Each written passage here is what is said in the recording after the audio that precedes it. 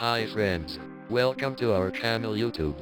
I had a peculiar issue with copying and pasting files from my local computer to a remote desktop session. I could copy and paste locally, but the option to paste would be grayed out on the remote desktop computer. There are several ways to solve this problem depending on what you are trying to copy and paste.